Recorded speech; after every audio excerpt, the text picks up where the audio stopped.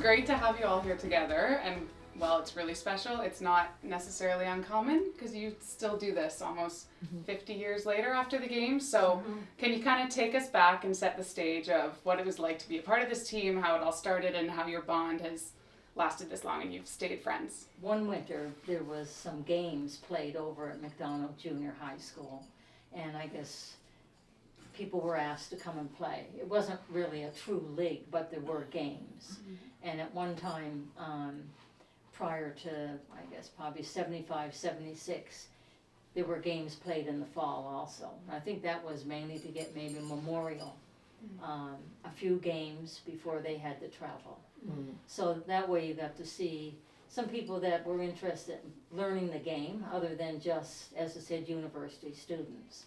So that's how I picked up a number of the girls actually on the team. Okay. Yeah. And can you talk about what it was like to have the Canada Games be in St. John's and perform in front of friends and family? And Well, we weren't expected to do anything. That's right. The focus was on the men's soccer team, the ladies softball team, of course the swimming, but you know, nobody wanted to cover field hockey, no one heard of it. Yeah, I think the training was why we got to where we were. And it was because she was able to get us to practice regularly and very, very Fittest hard. time we ever were. Yeah. I mentioned to a lot of people, they say, well, how did you do that? And I said, well, no, Cathie Parsons was 20 years ahead of her time. you remember when there was a shift, when people started to come and watch and start to believe in your team? We never ever had an audience either. No. You know, at games and stuff. I mean, we never, even at the university Even games, at when they were at Wilton. university, I mean, the games, So oh my how many God, there's hundreds so or many thousands people. that we had at our gold medal game? We had Thousands? Wow. Yeah. So that wasn't Unbelievable. nerve-wracking at all. But that really Not at all. drove us, don't you think? Like Oh, being absolutely. in the home. Oh my the gosh, home yes, to have field. that noise behind you and the cheering Oh, behind you. it just really motivated you. The to first just- couple of games, there was a scant few, you know, there, I guess, was family and friends of field hockey players, and, you know, a Well, few. should I say most of the Leonards never even knew what field hockey No. was Well, I mean- until to the Oh, yeah. game. Any other big memories from the actual games itself? one bad memory, one good one. Losing on penalty shots, winning on penalty shots. Yes, yes. That would have been That really, was awful. really difficult on you, Yeah, wouldn't Yeah. it? it At was. 16 years of age. Yeah, it was awful. Yeah, Yeah. you took the But brunt now of the- that But pressure. the winning was pretty good though after. Oh, Sucked to lose the gold medal, but She had so much pressure on her. Yeah. yeah. Then, you know, all the shots against her, and I look back the other night at some photos, and I mean, you know, the spectators were fabulous, but they were all lined up behind her, Yeah. down Churchill Churchill Park, Park, yeah. behind the fencing. So I can, you know, stuff that we probably didn't realize at the time, but she had to put up with all the yelling and screaming of the fans. I mean, now they were for us, Yeah. but Yeah. I mean, still it was a lot of pressure. And I'm in there go, oh my God, please don't go to penalty shots again. It's the bronze medal game. Oh, I'm not going to be able to handle that if this goes to penalty shots again. Somebody score. I remember during the games, I had my driving test to get my license, and I went down after one of our games. I still had my uniform and everything on. I did. I think I did because I was on the Canada Games team. Oh, That's never, its never mind pluses. that. Yeah, that's good. Carol Anne and I worked at the Holiday Inn for the games. Of course, every hotel in the city was booked solid. I was the only one on the staff who was allowed to have the week off. I think you got the week off, but you had to go back to work the day we won the medal. And they went to the bar, and the manager of the hotel was there. He said, "What's going on?" And we, "We want Carol Anne to come with us. We're celebrating a bronze medal." Got that. Sorry, she's working. Who was there in the hotel? Dottie Wyatt.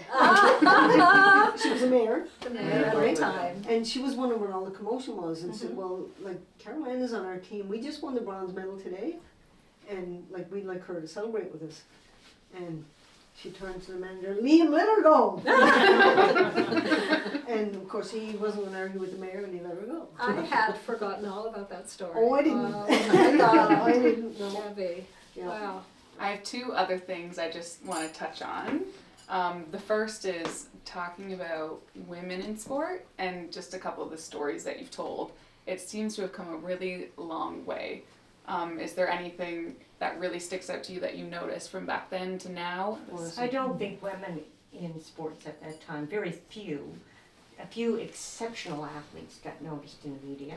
We didn't really have a voice back then, did we? No. I mean, I remember when I went to British Columbia and then got called back to go to the second camp, I didn't feel like I had a voice to go to my work and say, could I have the week off because I'm going up to a camp in Ontario, you know, to That try meant out nothing. camp. That meant nothing. You just Work was more didn't, important. you didn't really even, it wasn't even in your, But if you were a male hockey player or a soccer star or something, yes, go ahead. yeah.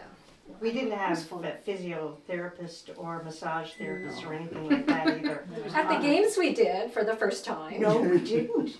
Somebody fixed my tennis elbow. Because I remember going to see, it must have been part of the game setup. Yes. What is it that's so special about these friendships that you keep getting together?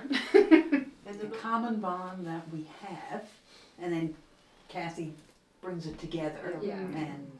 And we're like, okay, yeah, I'll we're do there. that, right? Because we do have that common bond, and We were the first This, ones to do you it. know, it's like, We were the yeah. first ones to do it, and she's, like there were years of it that we hadn't, but we'd meet each other somewhere and then, Costco. Yeah. Well, I was kind of late to the party because I didn't get your two training tournaments you went to, because Cathie called me in July, I think it was, wasn't it?